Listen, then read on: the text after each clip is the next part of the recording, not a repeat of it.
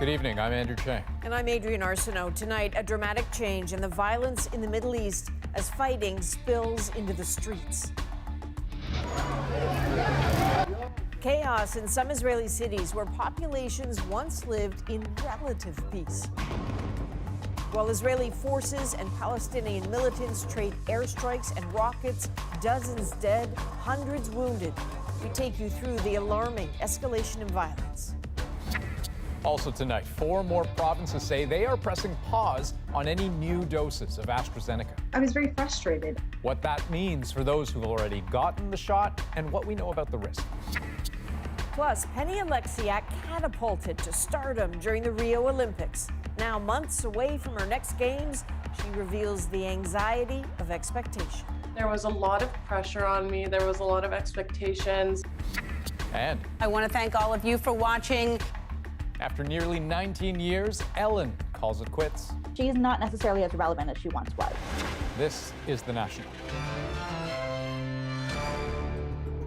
Well, after another day and night of explosions and sirens, airstrikes and street battles, there are now dire international warnings that the violence in the Middle East could escalate into a full-scale war.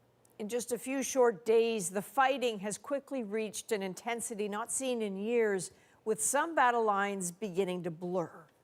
Palestinian militants launched a fresh wave of rockets tonight, just hours after Israeli missiles destroyed a tower in Gaza City. But in parts of Israel, a different disturbing escalation: Israeli citizens, Arab and Jewish, attacking one another with shocking violence. Dozens have already been killed in the spate of violence, and there is real fear this is only going to get worse. Sasha Petrusek begins our coverage tonight. For the third day, the Israeli army and Palestinian militants continued to attack each other. In Gaza, more towers fell, offices and homes were destroyed. Israel's bombing did not let up, and neither did its pursuit of top Palestinian commanders. Several were killed, along with dozens of others caught in the barrage. What we have experienced this morning in Gaza, it's worth more than what we lived during the last 3 wars. We don't know where, what's happening, why. There was fear and frustration on the other side of the border as well, as Palestinian rockets hit pipelines, ports, and people. One woman died here, a total of 7 killed in Israel, including a young boy. Why do they want to kill us, he says. This thing is madness. Across Israel, there also seems to be a rare intensity of anger and violence now between Jewish and Arab Israelis. In the old Arab city of Jaffa, street riots. In the town of Lod, fires and attacks on a synagogue by Arab Israelis. And tonight, in the coastal town of Bat Yam, this disturbing scene on live TV, described by local media as an attempted lynching. A mob of Jewish rioters chasing a car with an Arab driver.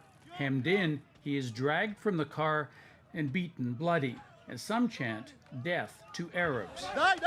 Israeli Prime Minister Benjamin Netanyahu is calling for calm at home, telling Israelis it doesn't matter if your blood boils, you cannot take an Arab citizen and lynch him.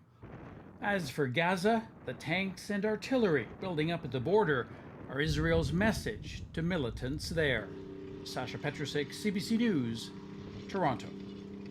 Our colleague Iris Mackler is in Jerusalem. So Iris, you've lived in and near Jerusalem for maybe 15 years now. Can you give us your sense of this, especially what you're seeing happening on the streets between Israeli Arabs and Jews? I have never seen anything like this, and people who've lived here longer than me and Israelis are saying they have to go back to the year 2000 when there were riots, which led to the deaths of a number of Israeli Arabs. And that is as far back as people remember something like this. But this is actually different because this is people, a mixed faith town, Muslims and Jews who live side by side in the same place, attacking each other. There is incitement from other groups who come in from outside the towns. I have seen some right-wing Jewish, racist Jewish presence there. There's no doubt about that. but there is also the local, and they are turning on each other.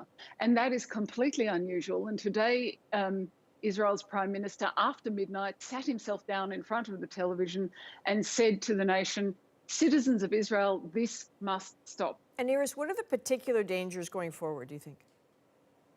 The danger is more chaos. You know, the danger is that this takes over. The danger is every newspaper here has a front page saying chaos in Israel. So the danger is that that expands at the same time as this conflict in Gaza expands. What we've seen tonight is rockets all the way up the country, from the south to the north, including the centre. It's a war usually on one front, not on all of them. All right, Iris, this is all chilling. Stay safe. Thank you for this. Freelance reporter Iris Mackler in Jerusalem tonight. Now, Canada is among the countries calling for an end to the violence. We call on all parties to end the violence, de-escalate tensions, protect civilians, and uphold international law.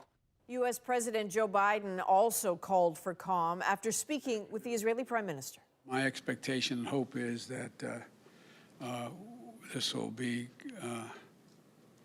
closing down sooner than later. The U.S. also confirmed it is sending envoys to the region immediately. And today, the UN warned about the possibility of full-scale war. It pledged to revitalize the International Quartet on the Middle East. Well, turning to the pandemic story in this country now and the continued uncertainty around the AstraZeneca vaccine. Just as more and more provinces move to limit its use, another big shipment is set to arrive in this country. Canada will receive more than 650,000 doses next week.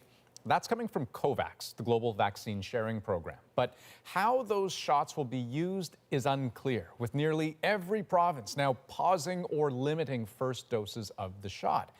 Not to mention, it's all left the more than 2 million Canadians who have already received the shot wondering what happens next. As Magda Gabrisalassi explains, some provinces have a plan, others, it's less clear. Long lines for a shot in Toronto. The wait to get a vaccine longer now for those who were supposed to get AstraZeneca. Moments before I'm about to get it in my arm, I get a message saying that it's not possible. Then, I was very frustrated. It's because of a risk of rare but serious blood clots, about 1 in 60,000 in Ontario. The province now says the remainder of AstraZeneca doses are likely to be used for second shots, but left the door open for mixing doses if approved. We're also waiting for NACI to review the UK data, where there has been intermingling of vaccines, AstraZeneca and others, to determine what should perhaps be the best second dose. A UK study on the efficacy of mixing doses is expected in coming weeks. Preliminary results published today show it's safe with an increase of mild side effects. But the federal government wants to make it clear all the vaccines that have been approved for Canada by Health Canada remain safe for use in Canada. Manitoba stopped handing out first doses today, but is pushing forward with its second shot program. As a result, the AstraZeneca that is still in the province now and the doses that will be delivered to us in the future will be held for second dose immunizations only.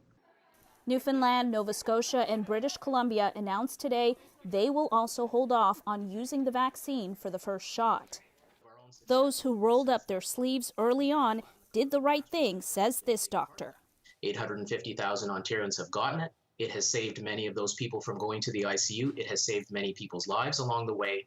Ontario still has a stockpile of 50,000 doses of the vaccine, and there's 250,000 more coming next week. A firm decision on how to use them is yet to come. Magda Gabrisalassi, CBC News, Toronto. So listen, lots of numbers being thrown around here. So let's get right down to the essence of what's happening here. Dr. Menika Pai is a hematologist in Hamilton. Dr. Pai, why is the risk of this serious blood clot issue appearing to be such a moving target? I mean, there are 8 known cases in Ontario, with the risk pegged at around 1 in 60,000, compared to just last month when the risk was around 1 in 250,000. I mean, what's changing here? Well, when people hear these numbers, these risks, I really want them to think of them as estimates. So as we get more shots in arms and as cases of it are on our radar, so we're finding more of them in real time, that estimate of 1 in maybe 250,000 starts getting more precise and closer to the truth. And we end up with, I think, more realistic numbers. So numbers that are closer to 1 in 60,000 at this point. And how much more do those numbers continue to change as we develop a clearer picture of exactly what the risk might be? I mean, is there sort of an upper bound that we're working with?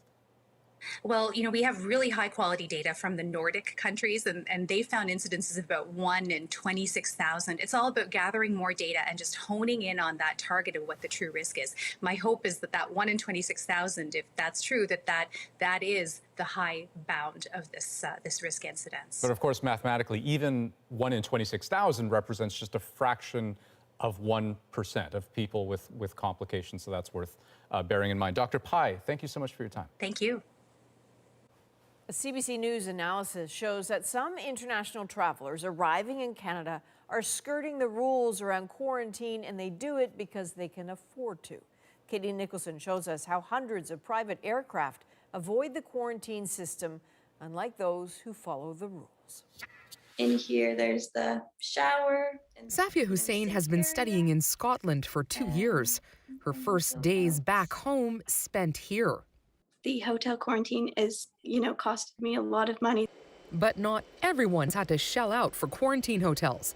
A CBC News analysis of data from flight tracking company FlightAware reveals that since hotel rules kicked in, hundreds of private aircraft have been flying into Canada, landing in airports other than the 4 where international traffic is supposed to go, like Kelowna, Winnipeg, and St. John's.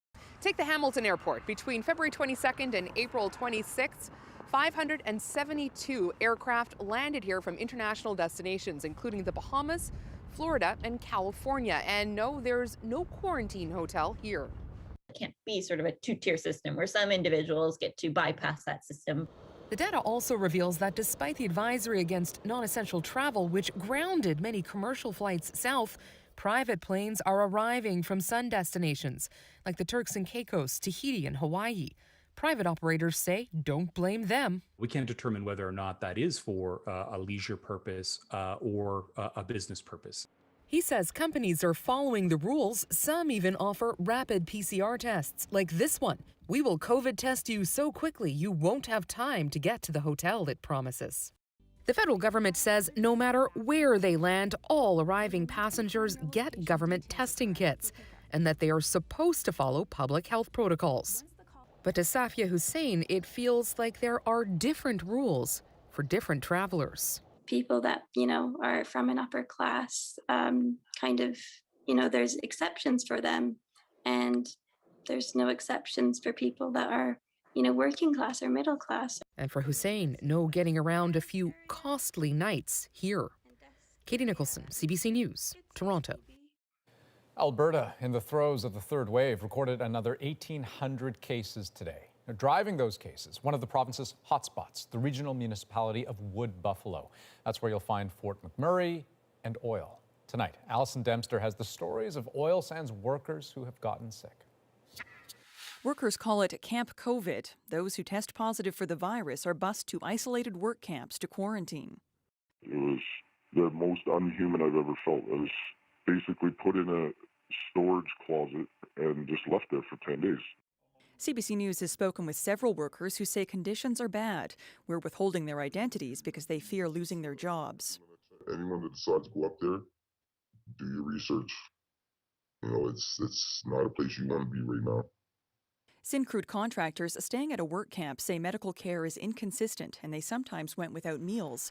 The oil sands company contracts out the management of the camp to another company, but in a statement, Syncrude says our focus is on doing the right thing to protect people working on our sites, our families, and our communities.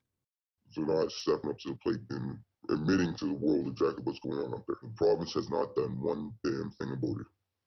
There are currently 19 outbreaks at oil sands sites across the municipality of Wood Buffalo, one of them the largest outbreak in the province right now.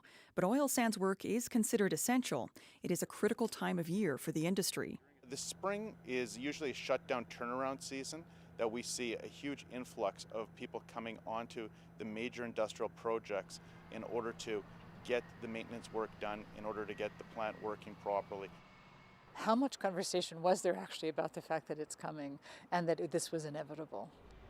This expert questions why oil sands companies weren't required to stagger their maintenance plans or postpone them until workers could get their first vaccine doses.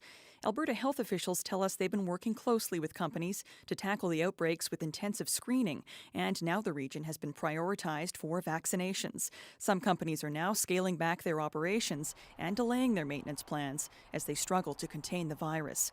Alison Dempster, CBC News, Edmonton. Well, late today in Prince Albert, Saskatchewan, a longtime RCMP officer was charged with first-degree murder in the death of someone he knew. He's a really good kid. He's really bright. He could have done really well for himself, but he just was more or less just lost. Prince Albert police have identified the victim as 26-year-old Braden Herman. On Tuesday, investigators searched a wooded area after a report of a dead body. They also secured a vehicle and a residence. The suspect is Officer Bernie Herman. The two were not related, and he was not on duty at the time of the incident. He will turn 53 on Thursday when he's due to make his first court appearance. An update now to a story we brought you yesterday. A doctor is apologizing for choosing a registered sex offender to be a peer mentor at a trauma retreat. The retreat was for first responders and military veterans who were sexual assault survivors with PTSD. People who attended say their trust was violated after learning retired Major Jonathan Hamilton had been convicted in 2 sexual assault cases. Today, Dr. Manuela Joano posted an apology on social media, admitting her actions compounded their hurt and pain. This comes a day after she defended herself to CBC News. Well, in U.S. politics tonight, a major shakeup in the Republican Party. Liz Cheney, daughter of the former vice president and one of the party's congressional leaders, has been kicked out of her job for her criticism of Donald Trump. As Katie Simpson shows us, it is a pivotal moment for the party, showing just how far Republicans will still go for the ex-president. Hi, everybody. Good morning. Once the ultimate Republican insider, the establishment now looks on from the outside.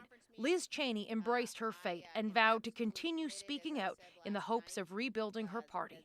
I will do everything I can to ensure that the former president never again gets anywhere near the Oval Office.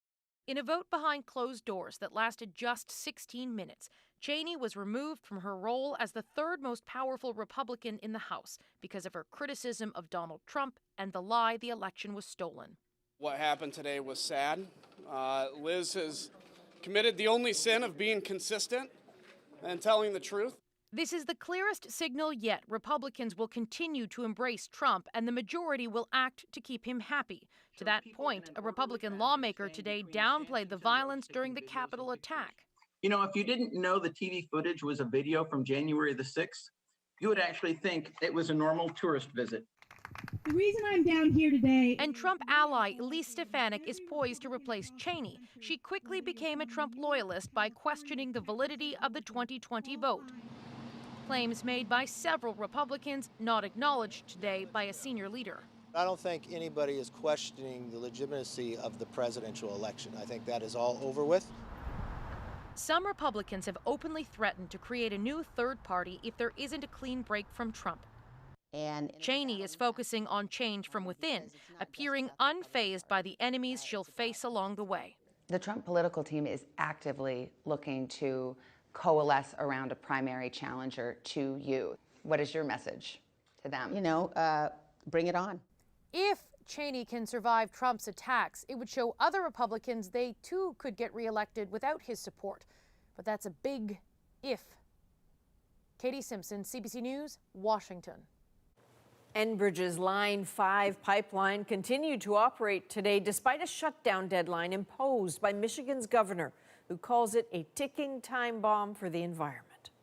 Today, we feel, barring a court order, mediation will continue between the partners, and we are confident that they'll find a resolution.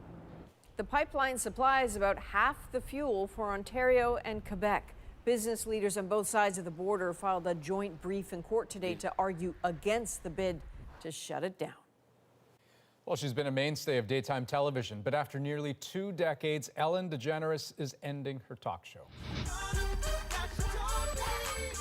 A ratings decline after allegations of a toxic workplace. How will Ellen be remembered? Plus, Penny Oleksiak's bumpy road to this summer's Olympics. We've been told we're going to compete so many times this year, and we haven't been able to compete once. Delayed qualifiers and choppy training. What the next few months look like. and it looks like something out of our imaginations, but this scary creature is real and made a rare appearance. We're back in 2.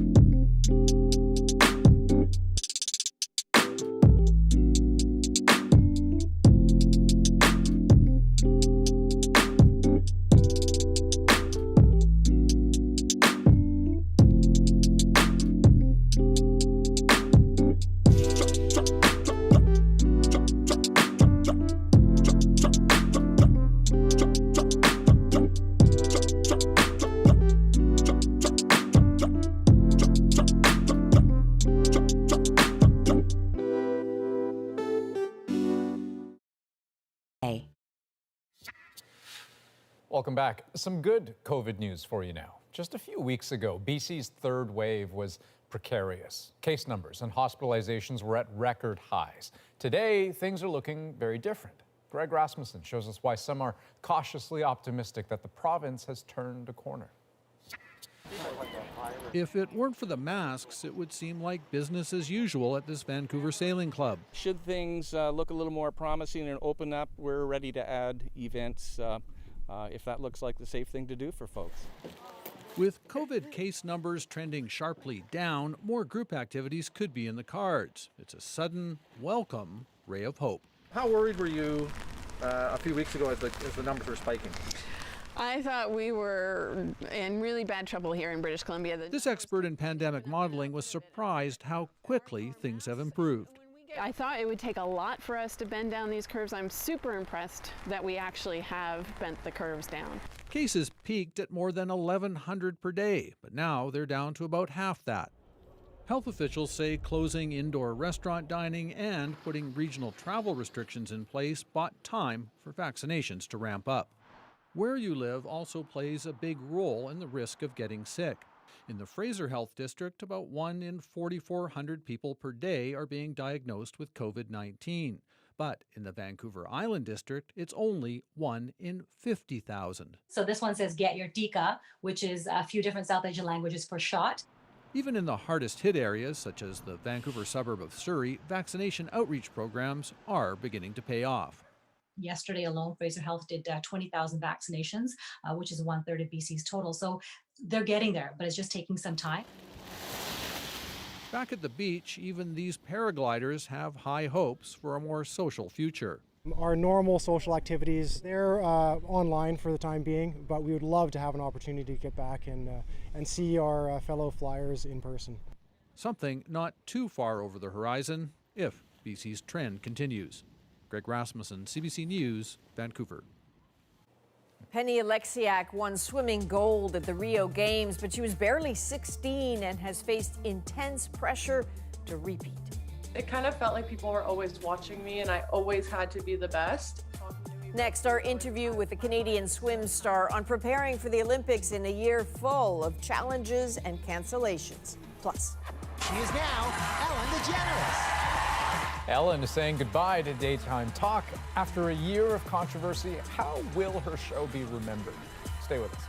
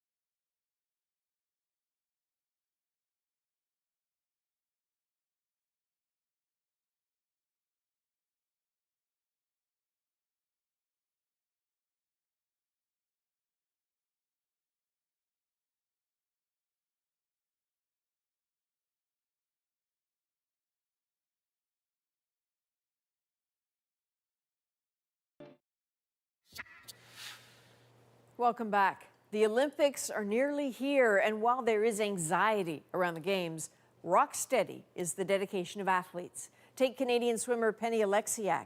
After a superstar performance in Rio, she intends to impress Canadians again, even after COVID delayed trials and interrupted training. I sat down with Penny to talk about preparing through a pandemic and how on earth she can possibly top her stunning performance from last time. Penny Oleksiak. Penny Oleksiak's first major international swim meet happened to be the 2016 Rio Olympics, and she ruled Rio. Canada in third with Penny Oleksiak. Penny Oleksiak, silver medal. That's incredible, 16-year-old. Canada's going to medal in this. Becoming Canada's youngest Olympic champion, winning more medals in one Summer Games than any other Canadian ever, all just after turning 16 years old.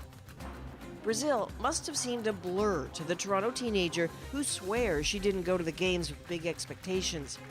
Honestly, the last 15 meters, I put my head down and I bit my lip and I was just going as hard as I could.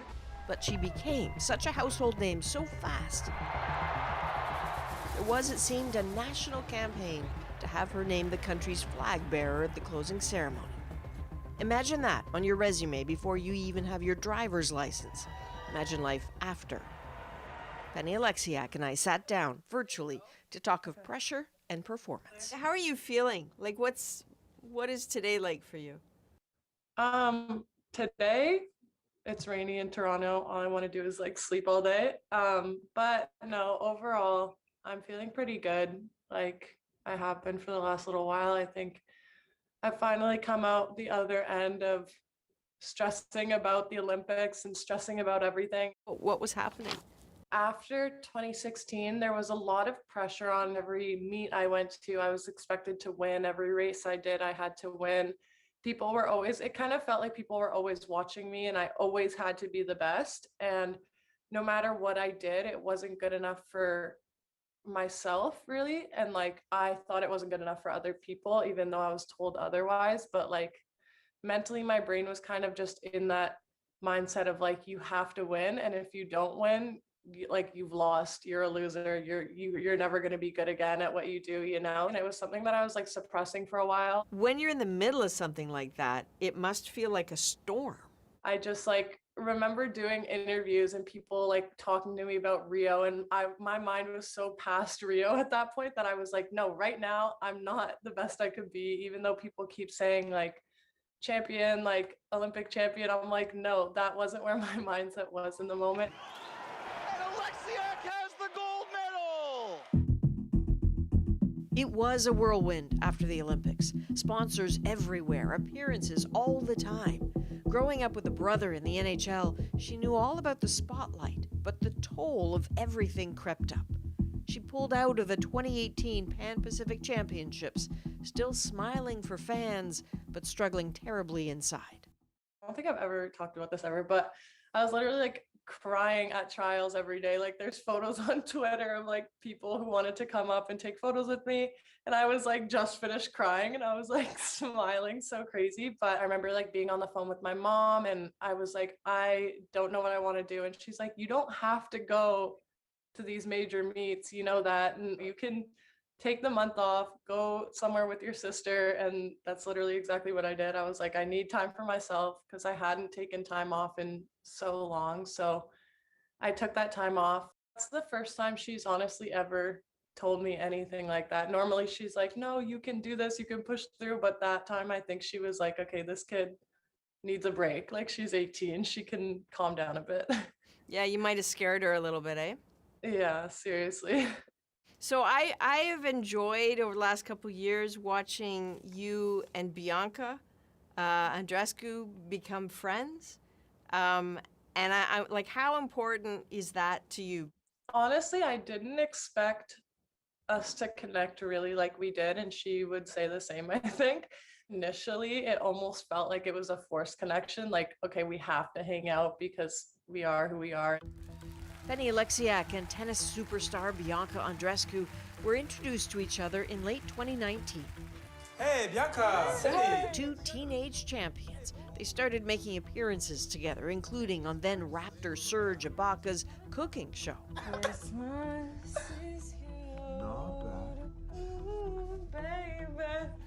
From that forced connection, as she puts it, grew a real friendship and real conversations about sports and expectations and dreaming big. She would come to my apartment like every day to hang out and everything. And it's just super nice to have someone I can totally relate to you and you can just go to them and talk to them about something like media or fans or pressures or things like that. And they'll automatically understand you and you'll just be like, yeah, no, I totally get that. I've been there. It's just super nice to have that. And you have somebody else who gives you solid advice about swimming. Every night, Michael Phelps rewrites history. And that's Michael Phelps. Yes. I started working with his brand Phelps and I went to a photo shoot in San Diego, I think it was, and I was able to go to him whenever I really wanted to through text or calls, and he would give me a lot of advice, which is super awesome. Kind of like, I honestly go to him as my like last resort of when I'm really thinking about something serious. I'll get a lot of opinions from people that are really close to me, and then I'll go to him and be like, okay, I need to know like what would Michael do pretty much. Michael Phelps and Bianca Andreescu standing by. Her family always ready with advice and lots of time to absorb it. The year-long delay in the Olympics, even with its disrupted training rituals, has had its curious gifts. My boyfriend and my best friend were living with me at my apartment at the time. Like as soon as quarantine hit, I was like, let's all live together. And we just did things like we've never really had the time to do. We were working out, we were eating good food. It was really fun. You probably really needed that. I think I did, honestly. Sorry, it's been really hard for you. I didn't know it had been that hard. No, I don't think anyone really knew, honestly. Like, I think the only people that may have really known was like my parents, but other than that, not really. Is there something you want Canadians to know and be thinking about when they see you this summer? I think I just want them to realize how hard the Canadian swim team and the relay girls that are probably going to be on the relay this summer have trained, and how much work we've put in through all of this. And we've made so many adjustments, being told a million different things. We've been told we're going to compete so many times this year and we haven't been able to compete once. No one knows what to expect of us, but hopefully they're impressed by what we do this summer. Listen, I appreciate you taking the time to talk to us. Just look after yourself, okay? Amazing. Thank you so much.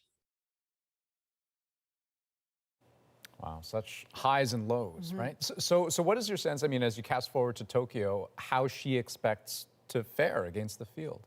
Well, I mean, this is where the competitor in her really comes out, because she says, we've got this. You heard her say they haven't competed much. So the swimmers haven't competed since 2019. Right. So she's quite excited about the fact that competitors have no idea what they've got in store for them. So she says, trust us, we've got this.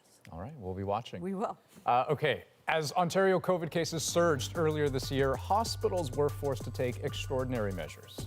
Never in my career have I transported so many people.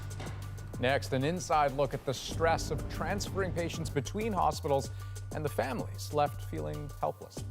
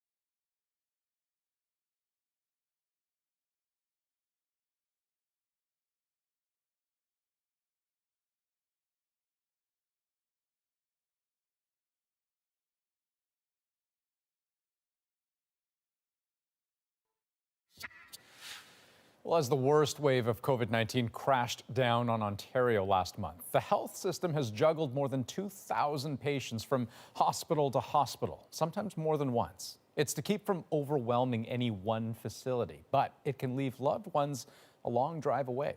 Lauren Pelly looks at the toll on families and patients.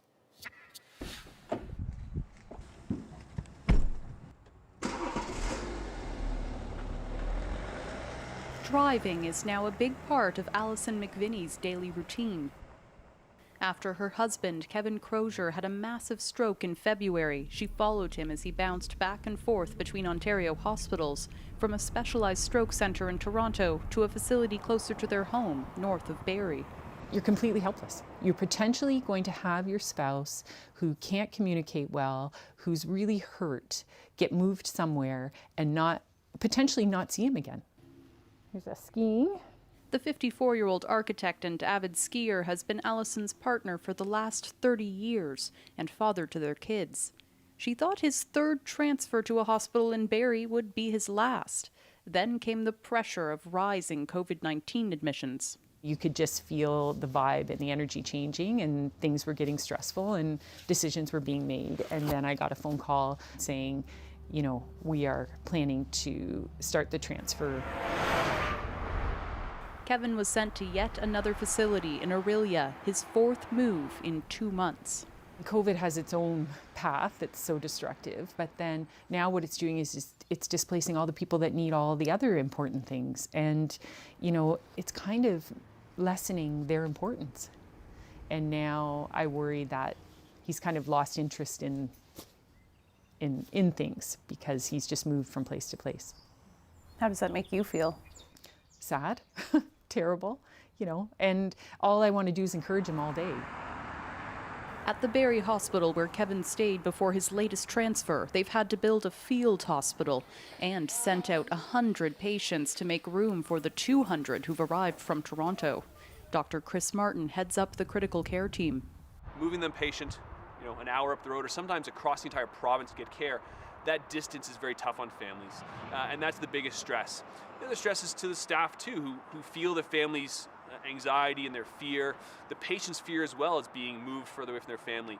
So it's stressful all around. Radhika Gandhi knows that feeling well. Her father, Kanaya Gandhi, was infected with COVID-19 late last year during an outbreak at the factory where he worked. One of the things I was so grateful for that in Brampton Civic Hospital, there was a doctor that spoke my dad's mother tongue, and they were able to speak to him in Gujarati before putting him on the ventilator.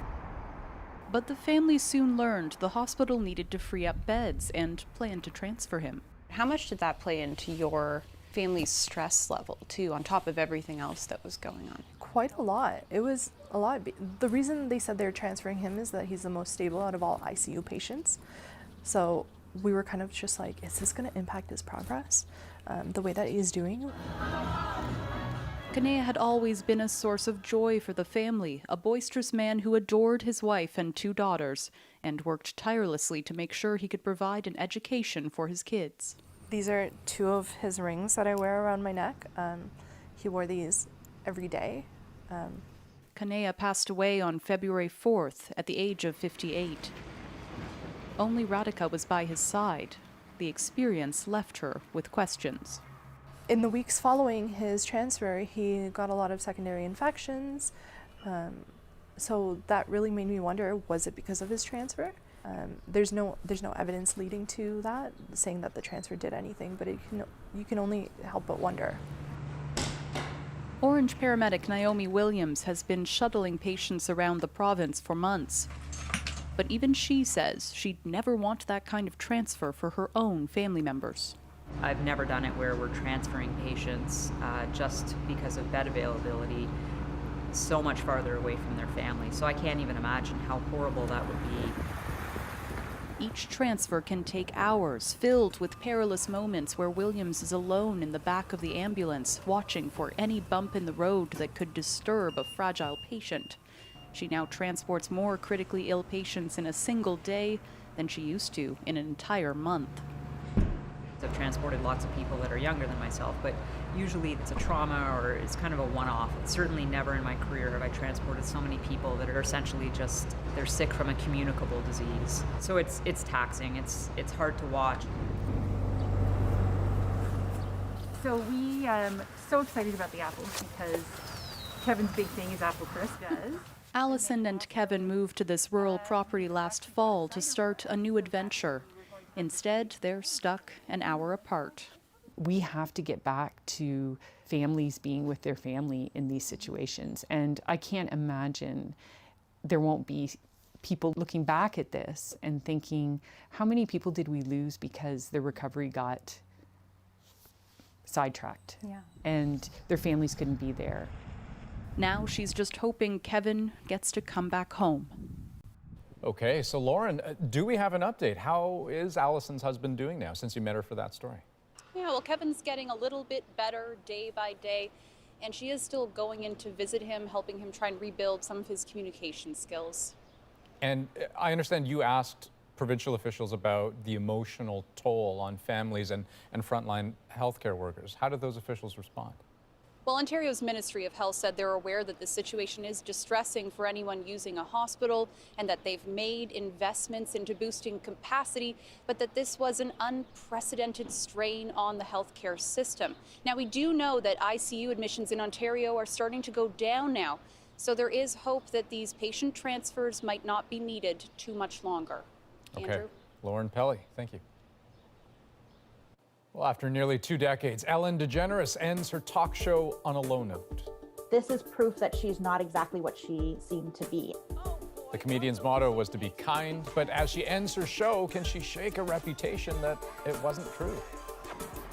And full of sharp teeth and tentacles, a frightening sight washes ashore. Stay with us.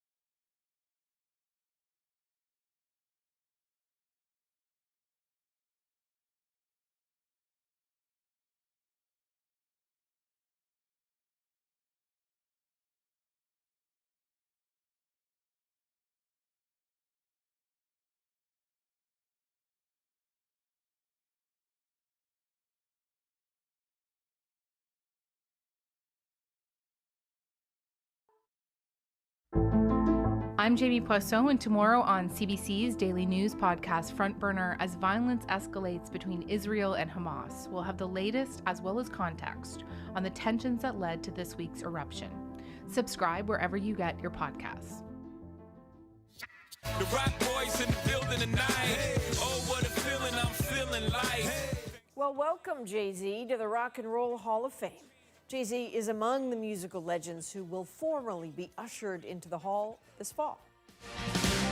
You're simply the best. Tina Turner, Carole King, and the Go-Go's are all included, marking the first time 3 female acts join the performers category in a single class. Don't forget Oreos, eat Cool J cookies, I'm back. The hall will also welcome LL Cool J, Billy Preston, and Randy Rhoads with awards for musical excellence. Now, comedian Ellen DeGeneres built her personal brand around kindness, but she is ending her 19-year run on daytime TV surrounded by controversy and accusations that she's been anything but kind. Jacqueline Hansen looks at today's sudden announcement and why the next season of the talk show will be the last. Thank you so very much. After more than 3,000 shows, Ellen DeGeneres says she's done. The host told The Hollywood Reporter that as great as this show is and as fun as it is, it's just not a challenge anymore. But the show's reputation has been challenged. Last summer, BuzzFeed published allegations of a toxic workplace, including accusations against executives at the show of sexual misconduct and harassment. Be kind to everyone. Then DeGeneres herself was accused on social media of being rude and mean. I think what really is difficult for people is that this is proof that she's not exactly what she seemed to be. In this season's premiere, she apologized. Sometimes I get sad, I get mad, I get anxious, I get frustrated, I get impatient, and I am working on all of that. Since then, stars have kept showing up, but not as many viewers. Still, Warner Brothers says it was and is an indelible piece of the television landscape, and it will be sorely missed. DeGeneres' first show, her sitcom, was canceled shortly after she came out there as gay. The Ellen DeGeneres Show was her TV comeback. She was a trailblazer. She opened the door for, LGBT talent, and she essentially did change the face of daytime TV. She catapulted careers, made popular videos go even more viral, and celebrated real people's personal stories, even helping them financially. She's won dozens of awards and a Presidential Medal of Freedom, part of a legacy that some say will live on despite the recent controversy. You can't take away the fact that she was a role model, that she changed lives. The success of her return to TV 18 years ago also suggests she could do it again. If we know one thing about Ellen, it's that she knows how to overcome and she knows how to reinvent herself. She plans to sign off for good on the Ellen DeGeneres Show next spring. Jacqueline Hansen, CBC News, Toronto. When we come back, a mystery from the deep. How this creature, more at home in the deepest depths of the ocean, found its way onto a California beach. Right after this.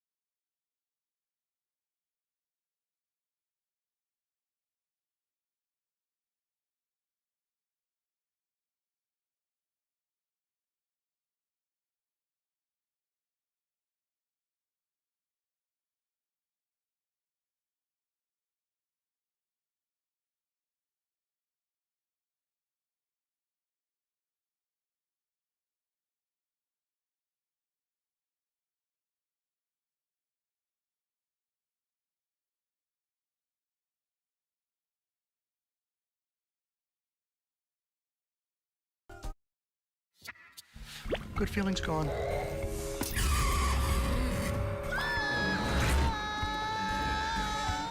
Well, Disney fans will be familiar with this representation of a deep sea wonder, the anglerfish. In Finding Nemo, it is a source of fear. And it kind of is in real life as well. Now, anglerfish are typically found about 1,000 meters into the deep sea. So how did they end up on the shores of Newport Beach, California? The rare find is our moment. I mean, it's a frightening looking animal. If you're a small fish, this is your worst nightmare.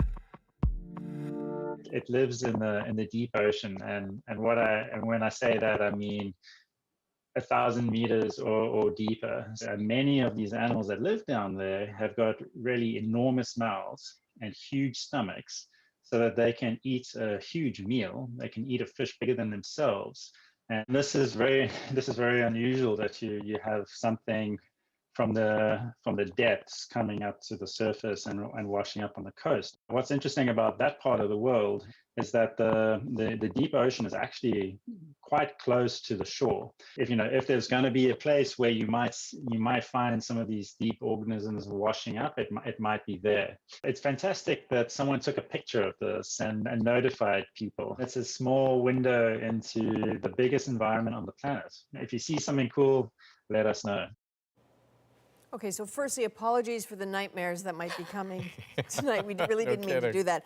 Yeah. I might be the last one to realize this, but I'm fascinated by that thing on its head. It is apparently a bioluminescent lure to attract little. You say this like you're like no big thing to attract the little fish and then eat them. Well, not that it's fascinating. Not that it's no big thing, but just yeah. Should I tell them? Yeah, please. So I mean, I've seen an anglerfish before. The thing that I'm curious about is like what it must feel like. Like, aren't you curious to touch it and just kind of poke it and see? Don't care. That's a national for this May 12th. We're out of time. Too bad, eh? I have more to say. Good night.